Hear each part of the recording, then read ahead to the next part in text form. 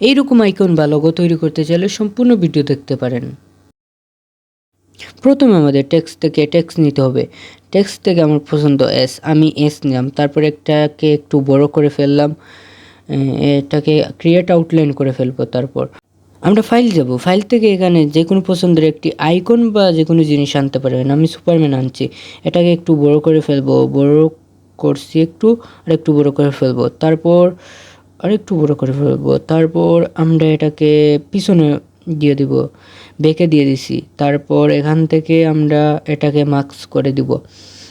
তারপর এটাকে আমরা কন্ট্রোল সি কন্ট্রোল ভি দিব, কন্ট্রোল সি কন্ট্রোল ভি দিব।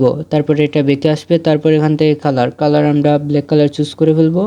আপনি যে কোনো কালার চুজ করতে পারবেন, আমি ব্ল্যাক কালার চুজ করছি, এখানে ব্ল্যাক কালার দিয়ে দেবো। আমাদের অনেক সুন্দর একটি আইকন বা লোগো বলতে পারেন তৈরি হয়ে গেছে। এরকম ভিডিও চাইলে আমাকে লাইক, কমেন্ট এবং শেয়ার করতে পারেন আর একটু মোটিভেট বাড়ানোর জন্য। আজকের জন্য ওইটুক। আসসালামু আলাইকুম, জাযাকাল্লাহ খাইরান।